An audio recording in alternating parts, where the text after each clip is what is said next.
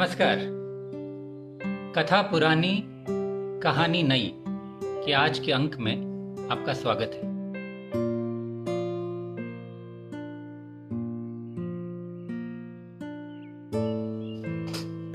आज की कहानी पद्म पुराण के उत्तरकांड के अध्याय 46 में आती है।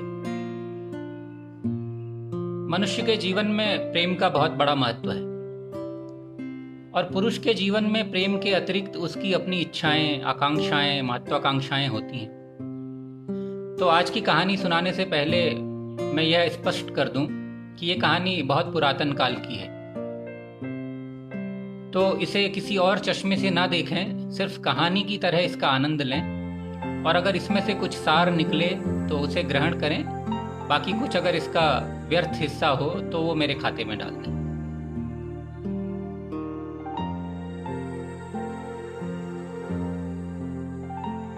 पुरानी बात है, महर्षि च्यवन का नाम आपने सुना होगा। महर्षि च्यवन बहुत बड़े ऋषि और वैद्य थे। इन्हीं के फॉर्मूले पर बना च्यवनप्राश आज भी आयुर्वेद का ब्रह्मास्त्र माना जाता है और जितना मशहूर आयुर्वेद का ये ब्रांड है च्यवनप्राश, शायद उतना कोई दूसरी आयुर्वेदिक औषधि का ब्रांड है नहीं। तो च्यवन ऋषि के जीवन भर का स्वप्न था कि वो औषधियों के सर्वश्रेष्ठ पारखी बने, रिसर्च करें, इस पे अनुसंधान करें, बहुत बड़े प्रोड्यूसर बने, इसके निर्माता बने और सबसे बड़ी बात ज्ञानी बने। एक एक विधा को पूरी तरह जान लेने वाले को ब्रह्मज्ञानी कहते थे। तो च्यवन ऋषि का स्वप्न यह था कि वो औषधि के ब्रह्मज्ञानी बने और बस इसी संपूर्ण समर्पण और वैदिक ऋचाओं के अध्ययन के अलावा उनकी किसी और वस्तु में रुचि थी नहीं। बचपन से ही सोचते थे कि ब्रह्मचर्य का पालन करते हुए सारा जीवन औषधि के अनुसंधान में लगा देंगे, पर जैसा हम चाहते हैं क्रूर देव वैसा होना ही कहां देता है। जब आप अनुसंधान में प्रवेश करते हैं, उसमें बहुत गहरे से जाते हैं, तो जैसा होता था उन दिनों लंबे नाखून हो गए, शरीर में बरसों की, पुराने जमाने में तो कहते हैं कि चींटियां घर बना लेती हैं, जटाजूट बढ़ गई, खुरदरी त्वचा हो गई, कंकाल सा शरीर हो गया। तो एक दिन च्यवन को लगा कि शायद उन्होंने आत्मा पर विजय पा ली है, लेकिन काम तो शरीर करता है और उन्हें लगा कि शरीर कहीं ऐसा न हो आत्मा पर विजय पाने से पहले शरीर उन्हें धोखा दे जाए। और शरीर की मांगें भी होती है, तो शरीर की मांग से मजबूर होकर उन्हें विवाह करना पड़ा। विवाह हो गया तो कुछ सहूलियतें मिली, तो उनका जो जीवन में रस था वो बढ़ाया और शायद यही जीवन में रस चिर युवा होने की प्रेरणा उन्हें वहां से मिली और कई औषधियों का अनुसंधान भी इसके कारण हुआ। पर अंदर ही अंदर वो थोड़ा व्यथित रहते थे। सोचते थे कि क्या पता अगर शादी वादी के इस झंझट में नहीं फंसता तो शायद बहुत बड़ा आदमी होता। तो इसी ऊहापोह में उनकी उम्र गुजरने लगी। इसी बीच एक बालक भी उत्पन्न हो गया और हर एक अच्छे पिता की तरह च्यवन को भी अपने पुत्र में अपने आप के सपने साकार करने वाला मानव दिखने लगा। और बालक का नाम उन्होंने बहुत जतन से रखा मेधावी, और मेधावी वैसे ही निकला जैसे पिता की उम्मीदें थी। होनहार बिरवान ने बहुत जल्दी अपने चिकने पात दिखाने शुरू कर दिए। इतनी कम उम्र में इतना विशुद्ध और एकाग्र मन से ध्यान करने वाला बालक संसार ने कभी नहीं देखा था। पिता के संग बैठकर जब बालक मेधावी ध्यान लगाता था तो ऐसा लगता था जैसे पेड़ पौधे सांस लेना भूल गए। अन्न और फल के अतिरिक्त बालक की कोई और मांग थी नहीं, बस रात दिन ध्यान करना और अध्ययन, यही उसका काम था। आश्रम में उस जैसा सादा जीवन, ईश्वर भक्त में करने वाला, निष्ठा वाला कोई दूसरा शिष्य था नहीं और पिता च्यवन तो उसे देखकर बस इठलाते रहते थे। पर जैसे आपने गौतम बुद्ध की कहानी सुनी होगी, गौतम बुद्ध को एक दिन मार्ग में एक बूढ़ा व्यक्ति मिला, फिर एक रोगी मिला और फिर उन्होंने 4 व्यक्तियों को एक शव को ले जाते हुए देखा। तो ऐसे ही एक दिन मेधावी को भी गौतम की ही तरह आंखें खोलने वाली चीजें दिखी। गौतम को तो बूढ़ा, रोगी और मृतक दिखा था और वो बुद्ध हो गए थे, पर अपनी कहानी के नायक की किस्मत में कुछ और बात थी। अब विधाता किसे क्या दिखाकर उसका जीवन किधर ले जाएगा, ये तो हमारे टीवी पर रोज आने वाले भविष्यवक्ता भी नहीं बता सकते। बेचारे च्यवन की तो तब क्या बिसात होती। तो एक दिन मेधावी ने देखा कि आश्रम के बाहर एक मृगियों का झुंड खड़ा हुआ है और मृगों के झुंड से मेलजोल बढ़ाने की कोशिश कर रहा है। उनकी कामना की अग्नि उनके मिलन में मानो ज्वार पैदा कर रही थी। पहले दिन तो ये देखा। दूसरे दिन मेधावी जंगल की तरफ गए तो उन्होंने देखा कि एक गजराज जो है हथिनी का पीछा कर रहे हैं। और तीसरे दिन उन्होंने देखा कि एक रंग बिरंगे अपने पंख फैलाए मोर मोरनी को दबाने की चेष्टा कर रहा है। युवा मेधावी पर इन 3 प्रसंगों ने कामदेव के बाणों सा आघात किया। अनचाहा था पर अपरिहार्य था। आखिर यौवन किसी के रोकने से रुका है क्या? एक अनजाने और कभी महसूस न किए गए अनुभव को करने की लालसा ने मेधावी को बेचैन कर दिया।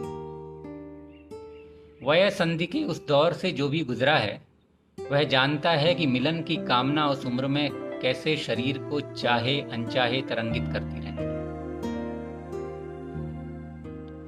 तो श्रोताओं, हर पिता की तरह पुत्र में आ रहा यह परिवर्तन च्यवन जैसे अनुभवी और ज्ञानी से छिपा तो नहीं रहा।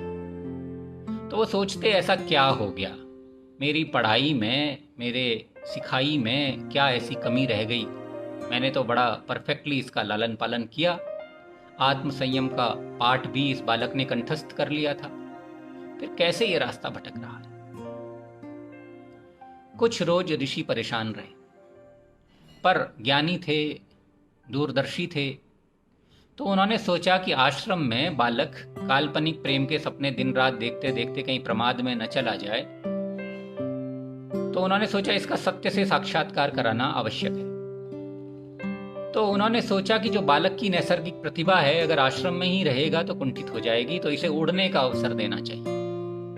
और जैसे होता है कि अगर पुष्प को डब्बे में बंद कर दें तो कुम्हला जाता है, तो च्यवन ने सोचा कि मैं इस पुष्प को खिलने दूंगा। इसका आलस, इसकी निद्रा तोड़नी आवश्यक है। इसे विश्व का साक्षात्कार कराना ही चाहिए। ऐसा तय करके च्यवन ने अपने बेटे को बुलाया और कहा कि पुत्र, तुम विश्व दर्शन पर निकल जाओ। अब मेधावी को पता नहीं था कि उसके पिता विश्व दर्शन पर उसे क्यों भेज रहे हैं, पर जमाना था, पिता का भक्त था, तो वो निकल पड़ा। पूरब दिशा से शुरू करके वह आधी से अधिक धरती घूम गया और इतना करने के बाद वह पहुंचा धनियों के धनी, धनियों के सम्राट कुबेर की नगरी अलकापुरी के पास के एक विशाल उपवन में। और यह उपवन कोई ऐसा वैसा उपवन नहीं था, ये दुनिया का सबसे बड़ा उपवन था और इसका नाम था चैत्र रथ। दुनिया के सबसे धनी गंधर्वराज कुबेर का उपवन था और माली का नाम था चित्ररथ। कहते हैं कि वो आश्रम, वो उपवन ऐसा था कि सुबह शाम केसर के पुष्पांकों से महकता रहता था, सूरज की किरणों से अपना रंग बदलता था। ऐसा लगता था जैसे सूर्य प्रातः इसी उपवन से निकलकर जल्दी जल्दी धरती को रोशन करके बस शाम को इसी में विश्राम लेना चाहते हैं। वो बच्चन जी की कविता आपको याद है ना, दिन जल्दी जल्दी ढलता है। तो ऐसे ही मानो शाम को ऐसा लगता था कि सारी दुनिया के पक्षी अपने चैत्र रथ में बने अपने घोंसलों में लौटने को आतुर हों और जल्दी जल्दी आ रहे हों।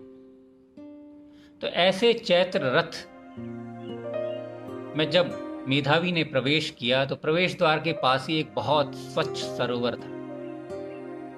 और सरोवर के पास जाकर जो मेधावी ने देखा, उससे उसके पैर थम गए, उसकी आंखें जम गईं और उसकी सांसें थम गईं। सामने दिख रहे चमत्कार ने मेधावी की चेतना को अचंभित कर दिया।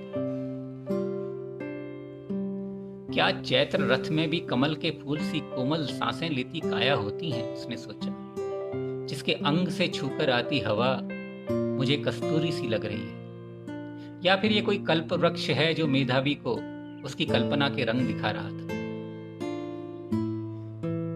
मेधावी ने सोचा, ये सपने से भी सुंदर युवती कौन है, जिसकी गंध से सारा चैत्र रथ सुवासित हो रहा है, जिसकी आभा से सारा चैत्र रथ प्रकाशित हो रहा है। सरोवर के पास जो घाट बना था उसके पास एक छोटी सी दीवार थी, और उस दीवार के कोने पर खड़ी उस सुंदरता से भी सुंदरतम यौवना को देखकर मेधावी खुद को भी भूल गया।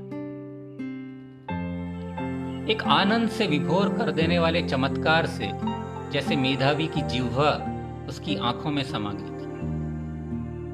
पता नहीं किस तत्व से बनी थी ये सुंदरी। मेधावी ने समझा ये धरती की तो नहीं है, धरती पर इतना रूप अविश्वसनीय नहीं हो सकता। सहसा मेधावी की वाणी ने उसके मन को विस्तार दिया। उसने पूछा, सुंदरी तुम कौन हो? मैंने कभी तुमसी रूपसी नहीं देखी। मंजू घोष, जो उस अप्सरा का नाम था, वो हंसी, और ऐसे हंसी जैसे बहुत से सफेद मोती बिखर गए। मंजू घोष ऐसे हंसी जैसे एक नदी अपनी ही रफ्तार से चंचल हो जाती है।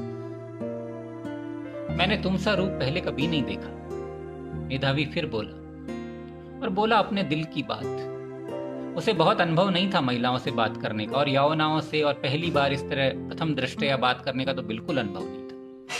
और मंजू घोष अप्सराओं में सुंदरतम थी, फिर भी उतनी वयस्क मैच्योर होने के बाद भी वो मेधावी की बात सुनकर न जाए। इतना सुकुमार यौवन, मर्यादित, पुरुषोचित, एक आन और शान से भरा ब्राह्मण कुमार। उसने सोचा ये कैसे चैत्र रथ में आ गया।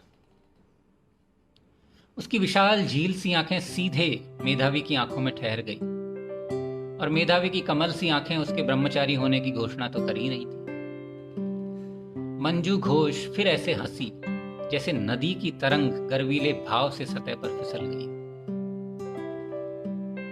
उसकी निगाह तरंग की ही तरह मेधावी के शरीर पर भी फिसली। तुम कौन हो? मेधावी ने फिर से पूछा। तुम ब्राह्मणी हो, लक्ष्मी हो या सरस्वती? तुम स्वर्ग की कौन सी देवी हो जो किसी दुर्भाग्यवश यहां धरती पर उतर आई?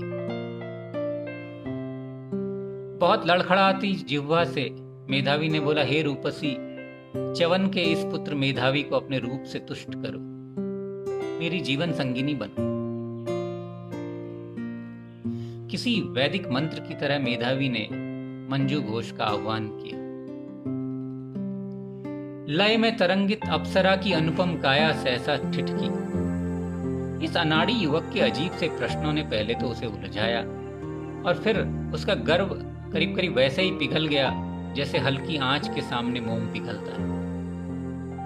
और मंजू घोष कोई ऐसी वैसी अप्सरा नहीं थी, वो देवराज इंद्र और धनराज कुबेर की प्रिय अप्सरा थी। अलकापुरी के विशाल महल की बजाय धरती की छोटी सी झोपड़ी अपने भाग्य में भला क्यों लिखवाती। तो एक विचार के साथ उसने अपने को स्थिर किया और सोचा कि धरती के प्रलोभन में वह नहीं पड़ेगी, चाहे यह ब्राह्मण कुमार कितनी ही कशिश रखता हो। उसके दिल की बात जो उसके मुख पर आने ही वाली थी, उसने साया सब प्रयास उसे रोका। अचानक मेधावी को लगा कि पत्तियां और टहनियां जैसे नूपुर से बजे हों। मेधावी की बड़ी आंखों में अपना प्रतिबिंब देखती मंजू घोष सहसा संभली और वापस तालाब में कूद गई, दूसरे किनारे की ओर तैरते। और तब अचानक ऐसे गायब हो गई जैसे पहाड़ी नदी अचानक नजर से ओझल हो जाती है। ठगा सा मेधावी खड़ा का खड़ा रह गया। सच था या सपना, कुछ देर वह अनमना सा निश्चय नहीं कर पाया। फिर जैसे छोटी छोटी चिंगारियां उसके रोम रोम से उठने लगी। उसने चारों ओर देखा, पर वह कहीं नहीं थी। फिर वह उसी दिशा में चल पड़ा जिधर वह अपूर्व सुंदरी गायब हुई थी। कई मील चलने के बाद मेधावी सरोवर के दूसरे किनारे पर पहुंचा, लेकिन वहां भी कोई नहीं था। चारों तरफ इस आशा से देखते हुए कि कहीं उसका एक प्रतिबिंब भर दिख जाए, और कोयल कूकती थी तो मेधावी को उसकी हंसी सुनाई देती थी। बत्तख की चाल में उसकी चाल दिखाई देती थी। पास घूमती मृगिनी की आंखों में उसकी आंखें दिखाई देती थी। लचकते पौधों में उसकी सुघड़ता दिखती थी, और हवा की सुगंध में वो उसकी मादकता महसूस कर सकता था। व्यथित हृदय से मेधावी ने विधाता को कोसा। सोचा क्यों ये विधाता मेरा शत्रु बना बैठा है। फिर उसे लगा कि कहीं वो सपना तो नहीं देख रहा है। उसने वाकई देखा था क्या किसी यौवना को? क्या वह शरीर रहित, चेतना रहित, धैर्य रहित, दया रहित एक छलना भर तो नहीं थी? चैत्र रथ में सुंदरी मंजू घोष की तलाश में भटकते भटकते मेधावी तन और मन दोनों से थक कर चूर हो गए। मेरा ही कोई पूर्व का पाप मुझे पीड़ा दे रहा है, वो चिल्लाया जोर से, ए छलना सामने आओ, ए रूपसी सामने आओ, प्लीज बस एक बार मुझे दिख जाओ।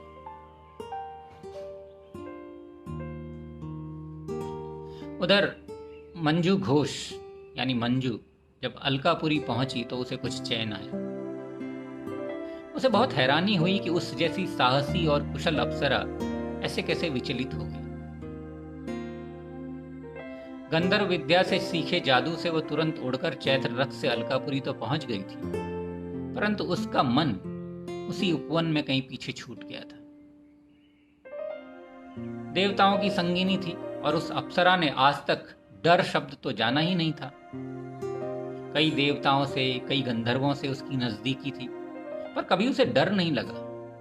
लेकिन आज पहली बार अपने हृदय की कमजोरी को समझकर उसे डर लगने लगा। वहां सरोवर में उसे लगा था कि जैसे उस ऋषि कुमार की लालसा भरी आंखों से वो दूर तो हो जाएगी, अगर दूर हो गई तो कहीं उसके हृदय की अनंत जिज्ञासा शायद समाप्त हो जाए या उसकी जान ही न निकल जाए। और जैसे ही उसे ऋषि कुमार की स्मृति आई तो उसकी नसों में रक्त का संचलन तेज हो। स्वर्गलोक की उस अनुपम अप्सरा का गुलाबी मुख पीला पड़ने लगा।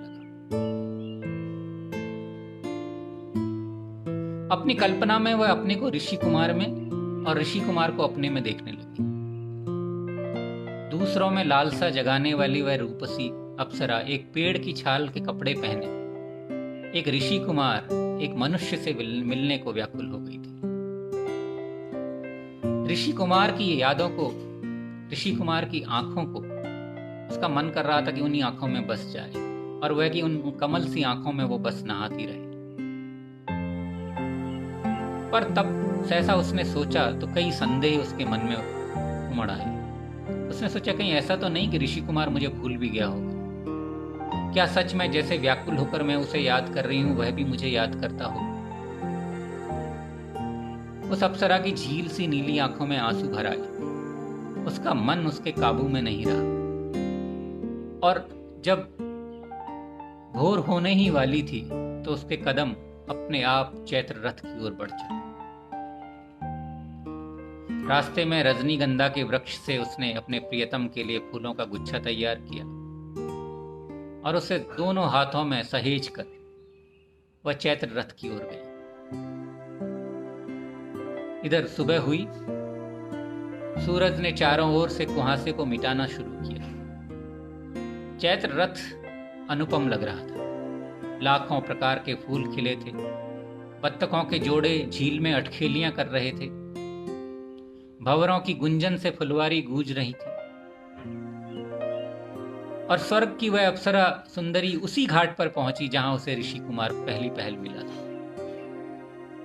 तब घोर आश्चर्य से वह अवाक रह गई। उसका एक एक अंग कंपन करने लगा। ऋषि कुमार की काया घाट पर पड़ी थी, जैसे बहुत वेदना में हो। विरह में पागल सा स्वप्न में वह कुछ अस्फुट स्वरों में बोल रहा था और उसके स्वरों में अपना नाम सुनकर अप्सरा को अजीब सा लगा। ऐसा आत्मिक और सात्विक प्रेम स्वर्ग की उस अप्सरा ने कभी महसूस नहीं किया था।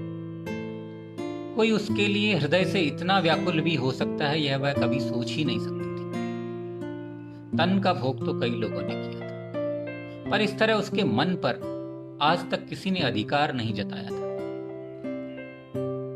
अब मेधावी ने जब आंखें खोली तो उसे विश्वास ही नहीं हुआ कि उसके हृदय को चुराने वाली रूपसी साक्षात उसके सामने खड़ी है। उसके मन में एक अभूतपूर्व ऊर्जा दौड़ी और वह जल्दी से उठकर खड़ा हो गया। दोनों पूरे कमल सा एक दूसरे का खिला हुआ मुंह देखते थे। बिना बोले मौन की भाषा में मन से एक दूसरे को बोलते। इस स्तब्ध सी मंजू घोष के होंठ थोड़ा सा खुले, जैसे शाम का लाल सूरज होता है ना, उसी तरह के। फिर अपने को अपने में ही लजाकर सिमटते हुए उसने चारों ओर देखा और कहा, ऋषि कुमार, मैं मंजू घोष हूं, स्वर्ग की अप्सरा। मैं यहाँ तुम्हारी कामना पूर्ति के लिए आई हूं। बताओ तुम मुझसे क्या चाहते हो।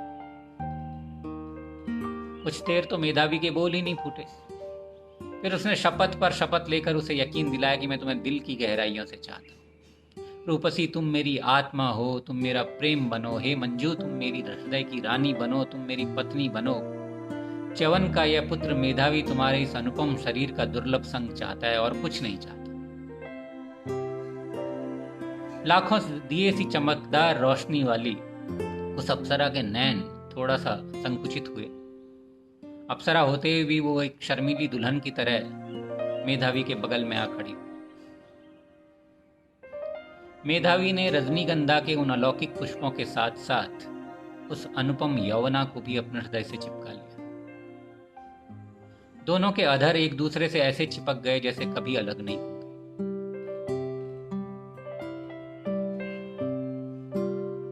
युवा ऋषि के उस उद्दाम प्रेम ने वहीं चैत्र रथ की सीमा पर अपने और अपने प्रियतमा के लिए रहने के लिए उसे कुटिया बनाने के लिए प्रेरित किया। तो अब कुटिया भी बन गई। चैत्र रथ में तो सदा ऋतुराज बसंत विराजमान रहते ही थे। तो उनकी कुटिया के भीतर लकड़ी की गोद में लेटे लेटे मेधावी को अपनी प्रियतमा के साथ ऐसे लगता था जैसे उसके पिता च्यवन ने भी उसे आशीर्वाद दे दिया। अब जमाना बदल गया था, समय बदल गया था। वलकल वस्त्र का कोई काम नहीं था। मेधावी ने भी सफेद रेशमी कपड़े पहन लिए और गले से यज्ञोपवीत निकालकर पहन ली मंजू घोष की बनाई हुई एक अप्रतिम माला। मंजू घोष का सारा समय अपने प्रियतम को प्रसन्न रखने में निकलता। प्रेम में पागल दोनों के तन हर प्रहर उन मधुर क्षणों को जीते रहते जिनकी हर प्रेमी जन अभिलाषा करता। मेधावी के लिए संसार का सबसे बड़ा सुख उन नशीली आंखों में डूब जाने, उन गोल और प्रफुल्ल नितंबों के स्पर्श, उन जादुई अंगों के लयबद्ध गति करने, मंजू घोष के शरीर से आती उस दुर्लभ महक को अपने मन में महकाने और उस तप्त शरीर के आलिंगन में था। दोनों प्रेम में इस कदर डूबे कि चैत्र रथ का सारा वातावरण ही प्रेममय हो गया। उनके प्रेम का संवेग इतना अधिक था कि समय भी उसे नहीं रोक पाया। क्या प्रहर, क्या दिन रात, सप्ताह, महीने मानो दोनों के अंतहीन विलास के लिए कम थे। समय कब गुजरा पता ही नहीं चला। मधु के प्यासे भंवरे की तरह मेधावी मंजू घोष के पुष्प रूपी तन और मन में इतना डूबा कि अपना अतीत ही भूल गया। एक बरस ऐसे ही बीता, ऐसे बीता जैसे बस अभी अभी आंखें लगी हों। और जब लालसा का उफान उतरने लगा तो पुरुष मन ने बाकी विषयों की ओर देखना भी शुरू किया। मेधावी अपने मन में हानि लाभ का गणित चलाने लगा। और जब हानि लाभ का गणित चलता है, जब कॉस्ट और बेनिफिट एनालिसिस होता है, तो धीरे धीरे मेधावी की निराशा और कुंठा बढ़ने लगी। भावनात्मक उतार के उस माहौल में मेधावी का मन दुनियादारी की बातें जानकर समझकर थोड़ा चेतन हुआ। उसने सोचा कि ब्रह्म ज्ञानी का बनने का लक्ष्य लिए वह कहां से कहां पहुंच गया था। विचलित सा वह अपनी कुटिया से अकेले बाहर आ गया। उसकी भावनाओं और विचारों में लगातार संघर्ष चल रहा था। जीवन के लक्ष्य और इस मासूम पर उद्दाम सुखकारी प्रेम के बीच का संघर्ष उसको तोड़े जा रहा था। दूर कुटिया से कहीं दूर आसमान की तरफ जब वो देखता तो वहां उसकी एक अमर कीर्ति का और प्रतिष्ठा का स्वप्न टंगा था। और दूसरी तरफ कुटिया के अंदर झांकता तो वहां आनंद से भरी मंजू घोष की देह थी। वासना में या अनंत खोज में, ब्रह्मांड के हाथ में न आने वाले सौंदर्य में या मंजू घोष के सुलभ और आनंददायक सुख में, अमरता की अस्पष्ट शिला में या मंजू घोष के अधरों के अमृत में, कहां जाए वह। मेधावी बहुत व्याकुल हो गया। वो जोर से चिल्लाया, मुझे मुक्ति चाहिए, मुक्ति दो, मुक्ति मुक्ति। लेकिन कैसे मुक्ति मिले, क्या मार्ग है मुक्ति का? बहुत उलझन थी। अब मेधावी को अपने अंतर्मन में सत्य तो जाहिर हो गया था कि उस देह का जादुई आकर्षण अब वैसा प्रबल नहीं रहा, पर वो यह भी जानता था कि मंजू घोष उससे कितना प्रेम करती है, और मंजू घोष का उसके लिए प्रेम तो ब्रह्मांड के विस्तार से भी अधिक था। उसके इस श्रद्धा भरे प्रेम की मेधावी भला कैसे उपेक्षा करता? तो मेधावी वापस कुटिया में लौट आया। सोई हुई मंजू घोष की देह को अपनी बाहों में बांधकर उसने कसकर अपनी प्रियतमा को अपने से चिपटा लिया। फिर कुछ दिन बीते। एक शाम जब मेधावी जंगल से लकड़ियां काटकर वापस लौटा तो आश्रम के पास हलचल देखकर उसका मन स्तब्ध रह गया। आश्रम के आंगन के पास ही फूलों की दीवार पर उसे एक पुरुष आकृति दिखी। अशोक के पेड़ के पास से निकलकर कुटिया के पीछे की ओर जाती, और तभी उसने देखा कि कुटिया के पार्श्व से निकलकर मंजू घोष कुटिया के अंदर जा रही है। युवा सन्यासी का मन क्रोध से जल गया और लकड़ी के गट्ठर को वहीं जमीन पर पटक कर वह जोर से चिल्लाया, मंजू घोष। मंजू घोष ने अपने पति को देखा तो उसकी आंखों में अजब सा भाव था। उसके पति की आंखों से घृणा की चिंगारियां सी निकल रही थी, लेकिन मंजू घोष अविचलित रही। वैसे ही जैसे पहले की तरह पति का स्वागत करती थी, वह मुस्कुराती हुई बाहर आई और पति के सीने से लग गई। संदेह का कीड़ा मेधावी के मन को काट लिया, तो वो एक कदम पीछे हटा और उसने मंजू घोष को अपने से दूर हटाते हुए गुस्से से पूछा कि ये कौन था जो तुमसे मिलने आया था?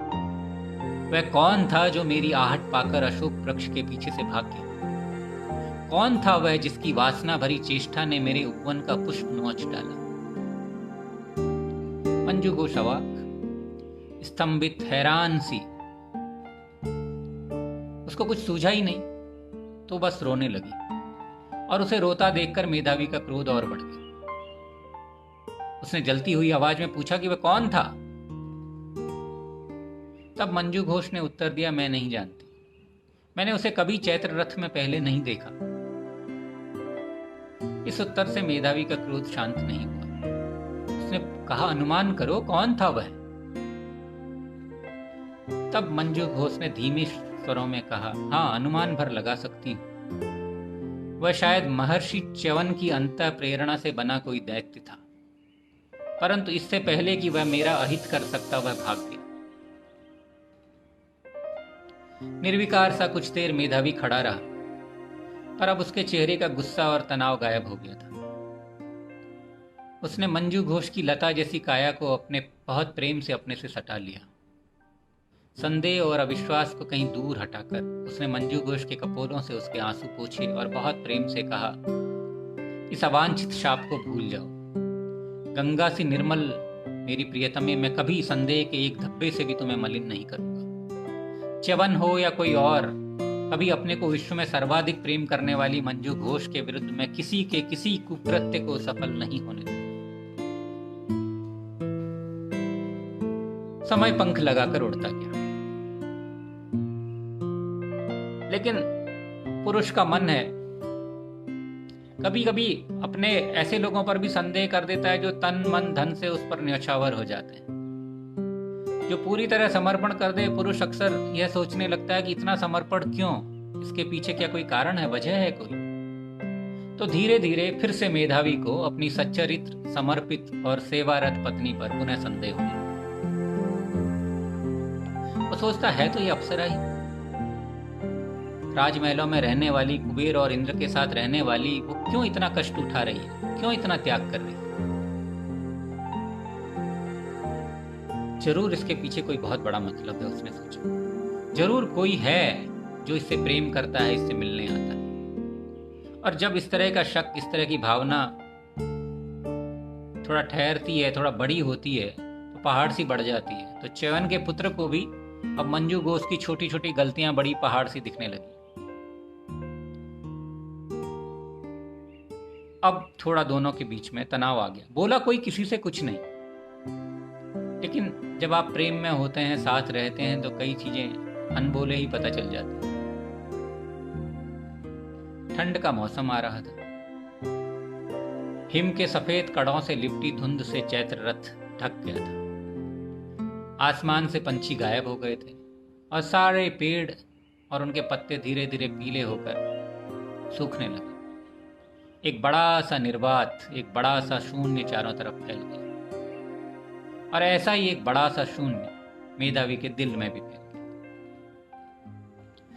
जब वो घर के आंगन में खड़ा रहता तो मेधावी को अक्सर लगता कि जैसे ये वातावरण की तरह ही उसका यह घर भी एक रहस्य से घिरा हुआ है, और एक प्रेम का बहुत बड़ा पर्दा है जिसके पीछे पता नहीं क्या छुपा है। वो सोचता, क्या च्यवन के इस मेधावी पुत्र को, जिसने बचपन से ब्रह्मज्ञानी बनने के सपने देखे थे, ये विधाता उस पर कोई हास्य कर रहा है? क्या विधाता मुझ पर हंस रहा है? देखो तुम क्या करने आए थे संसार में और मैंने तुम्हें क्या बना दिया। और उधर पति की हरकतों से अचंभित मंजू घोष दिन रात आकाश को देखती। कोई कारण भी तो नहीं था कि पति क्यों नाराज है। वो क्या समझती, ऐसा क्या हो गया है कि उसका पति इतना बदल गया है? और पूछने का कोई लाभ भी नहीं था। ऋषि कुमार जिस बैकग्राउंड से आया था, जो उसका लालन पालन था, उसके और मंजू घोष के लालन पालन में, उनके वातावरण में बहुत फर्क था।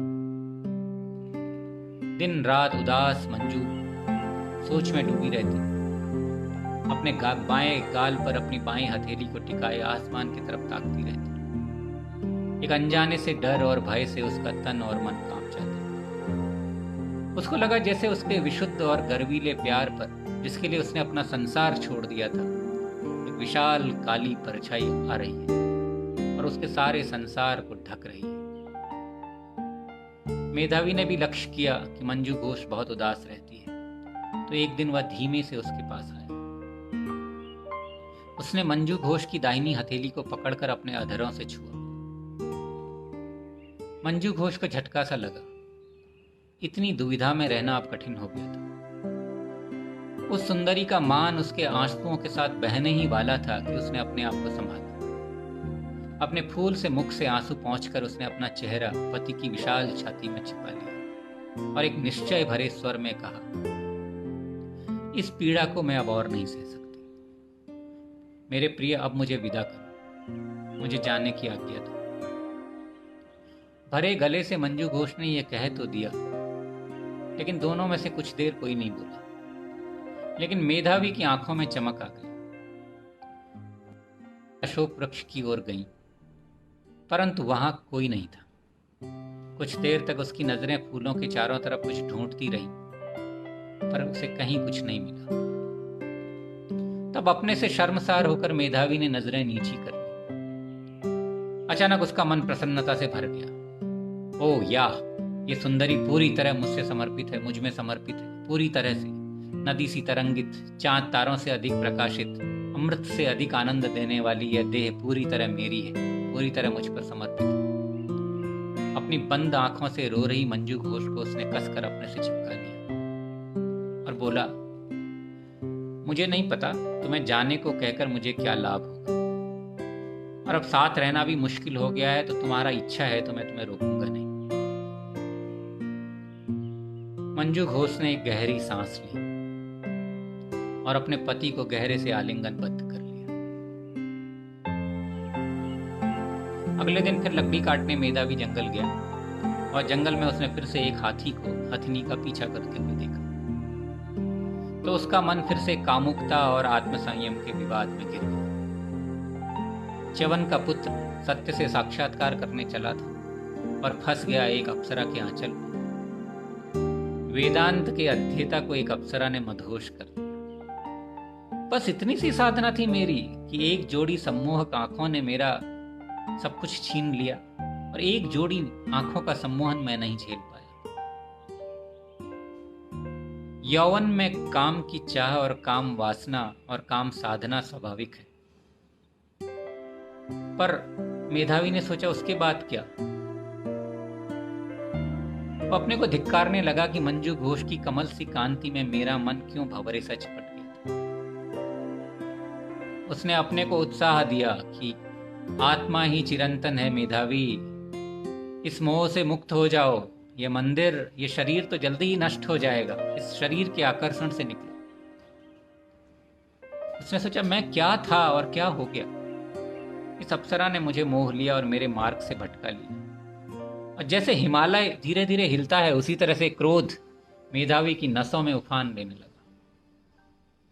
मेधावी ने तय किया कि आज मैं उसे जाने के लिए कह दूंगा। आज मैं उसे दंड देकर रहूंगा, अपनी साधना को भटकाने का दंड। दंड दंड दंड, ये शब्द जैसे उसके कानों में बजने लगे, पहले धीरे धीरे फिर तेज तेज। और वो खुद भी डर रहा था कि इससे पहले मेरा मन बदल जाए, मुझे ये कर लेना चाहिए। तो वो दौड़ के अपनी कुटिया की तरफ भागा, पर जैसे ही कुटिया के अहाते में पहुंचा तो उसके कदम थम गए। घर के अहाते में उसके पहले दिन के मिलन के प्रतीक रजनीगंधा के फूलों का गुच्छा पड़ा था, ठीक उसी जगह पर जहां मंजू घोष चावल के पेस्ट से सुंदर रंगोली बनाती थी, ठीक जहां मेधावी खड़ा था। उसके पैरों के पास पड़ा था सूखा हुआ फूलों का गुच्छा, रंगहीन और गंधहीन। ये पहले मिलन की तरह गंध, रंग और उत्सुक मिलन से भरा हुआ नहीं था। तब उसे समझ आया कि मंजू घोष उसे हमेशा के लिए छोड़कर चली गई। मेधावी लौट पड़ा, पिता के आश्रम की तरफ लौटा या किसी दूसरी राह पर कोई नहीं जानता। वह चलता रहा। तब से कहते हैं कि प्रेम और अपनी महत्वाकांक्षाओं का यह द्वंद्व हर पुरुष के मन में चलता आया है और इससे बचने का कोई रास्ता भी नहीं है। यह तो स्वयं हमें ही तय करना होता है कि कौन सी राह हम चुनते हैं, या दोनों के बीच कितना संतुलन, कितना सामंजस्य हम बनाते हैं। आज बस इतना ही। बहुत बहुत धन्यवाद, आपने इतने लगन से सुना। फिर मुलाकात होगी। नमस्कार।